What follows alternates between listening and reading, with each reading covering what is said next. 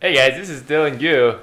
I'm here with my friend Brandon Chu here, who can introduce himself. Brandon, introduce yourself. Hello, this is Brandon introducing himself. All right, Brandon. So he just introduced himself. This is Brandon, and he's gonna be with me commentating this video, known as the Danu Talisman.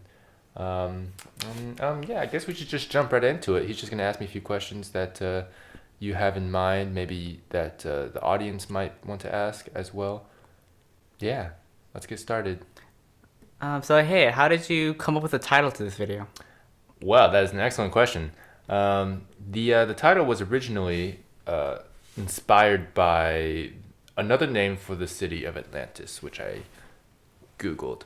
Now, apparently, as many of you very cultured people would know, it's from the book series Nicholas Flamel, Tales of the Immortal Nicholas Flamel, or something like that. Have you read that book? I have not. But I hear there's a movie coming out eventually. Planning to watch that. Anyway, so yeah, the name Danu Talis was the name of Atlantis in the Nicholas Flamel series. And I just kind of took that and was like, what if I called this pendant, this gem thing, the Danu Talisman? That's clever. Yeah, right? Yeah. It's very clever. Anyway, it's just a play on words. So, yeah, that's about it. Alright, how long did it take you to make this video? Approximately, I mean, since I was in school, it did take me a lot longer than it otherwise would have. But I actually started working on it like it's kind of like I made it in two parts. So the first half was made with a different idea in mind, with like a completely different storyline. It wasn't very refined, so I never really finished that. But the first, like the intro part of it was made without the rest of the video in mind. So then I did that part right before, up until I was working on that part up until Cylinder Man. And then I finished Cylinder Man, and for some reason every time I interrupt a project to make another project, I suddenly have this like weird like renaissance, and then either trash my project from before or reform it, and I reformed it this time. So after I finished Cylinder Man, I was like, okay, this project I was working on before sucks. So I completely revamped it into what it is now, and then I finished it about a month later. This part was not in the original idea.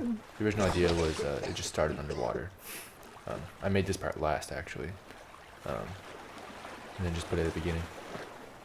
This part is a flashback, in case you guys are curious. The reason why he doesn't have a beard now is because he grows a beard when he turns into that King Lee figure at the end.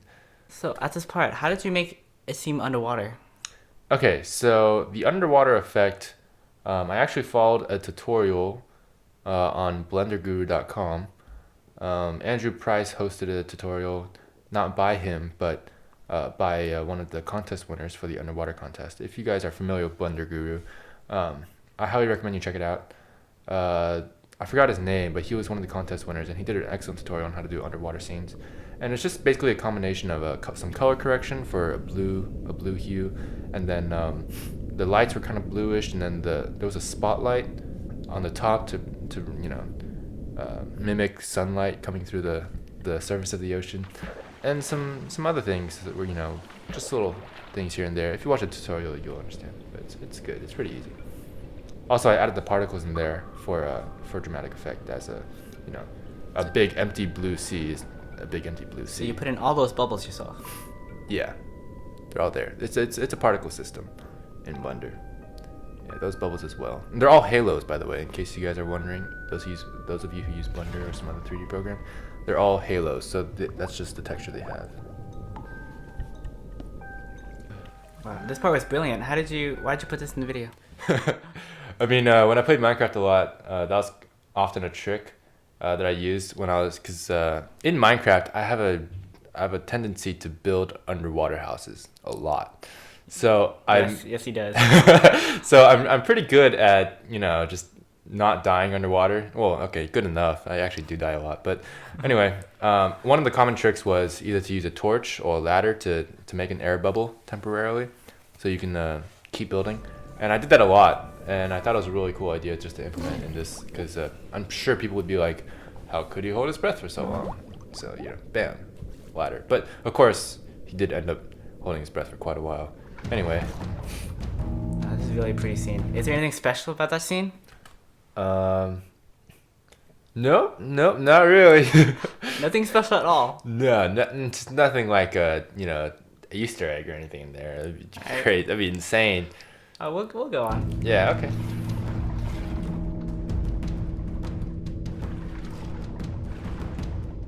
Okay, I think this part is my favorite part in the video. Uh-huh. How long did it take you to make this part? This part of the video, working on the Minecraft graphic user interface, took me an insanely large amount of time. No one says that. Insanely No one large. says that. No one insanely huge. It's Huge? long amount of time. A lot. It took me a lot of time. Unnecessarily, I should say. Because in reality, though you guys may not believe me, I really suck at 2D graphics. I'm good at 3D graphics. I can work in 3D. I can't work in 2D very well. As you can see, I don't ever usually have GIMP or Photoshop in my credits. It's always MS Paint because it's the simplest graphic design editor that I have. And quite frankly, I'm pretty adept at that. Most people are adept at paint. I don't know, man. You should see me paint. I'm pretty masterful. Just kidding. Anyway, so what this really is like a series of layers on top of each other, and yeah. So if you guys look at it, the bottom squares of the GUI are actually from me screen capturing the game itself and then masking that part out. And I was holding Mushroom Stew and Glowstone and Golden Apple. And then after I screen capped that and masked that out, I also had the white outline square thing, and everything else there was from like the picture GUI files in the Minecraft jar file. So once I got the original PNGs extracted from the game, I had to layer those on top of each other in the right format because they're not actually given to you in the right format. And then as like, for example, the hearts and the bubbles went down, I had to mask those out accordingly. Yeah, it was like a total of like 7 layers put together, which is like more than any of the other videos. How long did this part take compared to the rest of the video? I mean, not very long, obviously. Animating takes much longer, but it was just tedious and unnecessarily difficult. Once I got it done the first time, it was pretty easy to transfer for the other ones. What was the idea behind this part? Well, okay, so the idea was, he's surrounded by 3 sides, except for the booby trap side, because, quite frankly, they can't just swim from the booby trap side to surround him because there's booby traps there. So I worked around that and for them surrounding him, and then I realized that the booby trap was the only way for him to escape. So I kind of choreographed this in my head as I went along. It wasn't pre-planned fully at this point, but as I realized that his only escape was the booby trap hall, he needed some way to be able to survive that, and I realized that there was a health regen item in Minecraft known as the Golden Apple, and I was like, that's great. So he has the Golden Apple, and then the idea is that as he gets hit, he regenerates his health so he doesn't die. But I could talk about how the reason why he's tumbling is not because I didn't actually intend for him to be tumbling in the first place. Really? Yeah. What were your intentions? Well, my original intention for this part in particular was for him to adeptly, swim through the traps and avoid them and dodge them. What ended up happening was as I was keyframing him, I would take his rig and then I would change his rotation and move into a different spot as he's going through the traps. And for some stupid reason, Blender wouldn't cooperate with me. And instead of, maintaining the rotation in the way I wanted it to, interpolating the keyframes, it would twist it around needlessly. And then I was like, okay, that's not what I want. But then I realized that twisting motion that it did automatically to get from one keyframe to another looked a lot like he was just tumbling through the water. And I realized that, hey, if it's this easy, I might as well do it.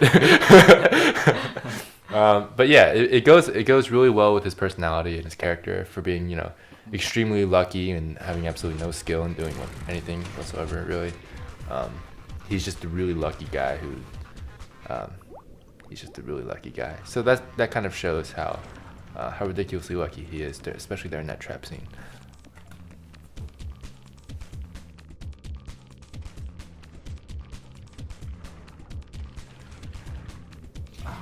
Love his camera shake. Oh yeah, that camera shake. Shake that camera. So this part was very creative. Yes, it was. Thank you. All right. Well, let's just go into detail about this right here.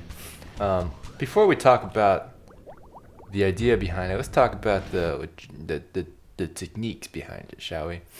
So, if you guys actually watch this over and over again, you'll notice that as he's farting, there's actually rings, you know, like mushroom cloud rings that go around his fart.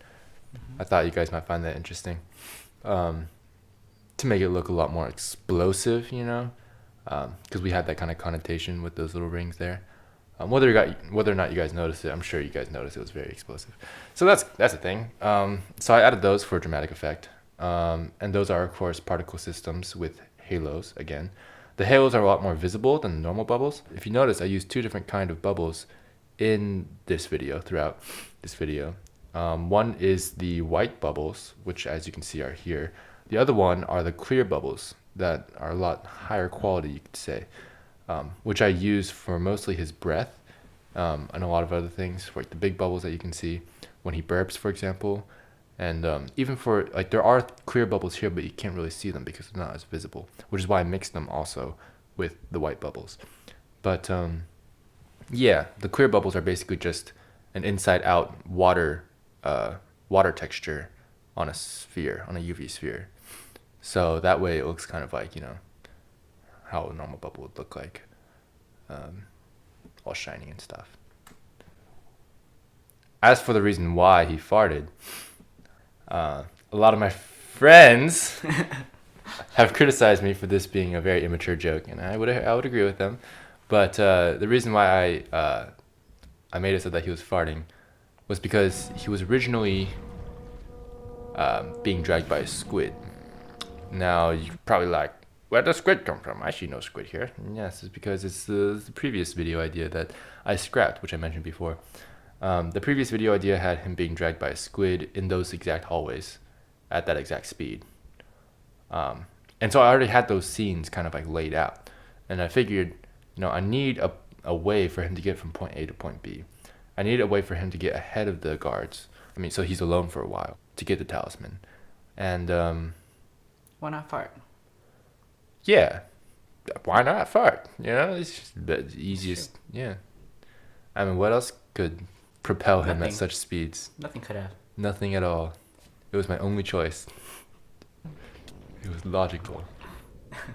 Alright, this throne room. Alright, this throne room. Alright, can you talk about the design a little for this throne room? I can talk about the design. In fact, you can even talk about this design because if you guys have read the credits, Brandon Chu is one of the main designers at this throne room as well.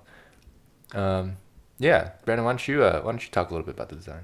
Alright, so first of all, we actually used a program online to figure out what colors go well together with each other. Yes, we did. And some colors that we came up with was white, blue, and purple. And we implemented all those colors in this throne room. And I think that all these colors go really well together, and nothing clashes in this scene. Yeah, it's very true. And for some reason, it took us a really long time to design this throne room. It took us like 6 hours, or 8 hours. Yeah. At first, we didn't think it would look this good. Yeah. Inside the server that we made this room, it actually did not look even close to as good as this. Yeah, in fact, originally we didn't have any of the pillars there. We had one pillar, or no, two pillars. We had two pillars made in the actual game itself, and then we imported that later. But yeah, so we actually only had two pillars there, stand-ins, if you will, that I would eventually duplicate in Blender. But we just had to use our imagination as we were building it to see how it would look like. And I took some liberties with it, made some of them broken. The glowstone was all floating. We couldn't have, Yeah, you know. we made this room in mind that this is an underwater city, and we definitely wanted to add some underwater aspects And that's why we have, a lot of floating things in here. Very true. Because you can't really have that, above water. So that makes it really unique in the fact that things here actually have buoyancy, as opposed to just pure weight. Can you tell us about the symbol? Yes. In fact, I think you can talk to us about this symbol, Brandon. Actually, I'll just go ahead and mention it. So what ended up happening was I found the skin, which is by Mesh, the Atlantean skin by Mesh, on Planet Minecraft, and it was a very good skin, and I really liked it, and I was like, hey, I'm gonna use this skin, and so I used it, and then when we were building this throne room, Brandon here was like, hey, we really need some sort of like logo, some sort of like brand for like the the race, the kingdom, some sort of sign, some symbol, some emblem, whatever, And I was like, okay, all right, what do you want to do? I can't really think of anything off the top of my head. He was just like, why don't we just use that symbol on their chest plate? I'm like, what symbol on their chest plate? And he's like, look at their chest plate. And I was like, oh shit, there's something on their chest plate. So in other words, Brandon brought it to my attention because I didn't actually notice it there, and it has since become the emblem for the Atlantean race. That chest plate. That chest plate. Oh yeah, so this part right here, the breathing part, kind of had trouble at first thinking, oh, how am I gonna show that he's breathing, because it's just gonna open his mouth and it's like, oh, he's breathing. It's not as clear. So in order to make that very clear to the audience, I just added the particle system in front of his mouth, very basic particle system with transparent bubbles, as you can see, and then I added the force field inside of his mouth to attract those particles. And then I would keyframe that force field to be first negative in order to suck it in, and then positive in order to push it out. So you'll notice later as he breathes in, he'll also breathe out the bubbles and they come back up. So. How did you make the skin change gradually to green color? Yes, actually that was an extremely easy effect. What happened was I basically just rendered the exact same scene twice, except with two different textures on him. So the first time I rendered him as Rob, and the second time I would render him as the king, with the king texture onto his face. And then I'll just take those two videos, which are exactly the same except for the texture, and then I'll just go into Sony Vegas and then animate a mask to go around it, so it would just gradually change from Rob into the king. And it was a very easy effect to do. Of course, then I added the sound effect. The sound effect during the skin change is actually the sound of thin ice cracking, in case you guys are curious. Yeah, sound design is a whole another beast. Yeah. In case you're wondering, yes, the king is the only one with eyebrows. That's why he's the king. Yes, that's why he's the king. Everyone else had to shave him off. Once every 1,000 years, there is one child born with eyebrows. And he becomes the king.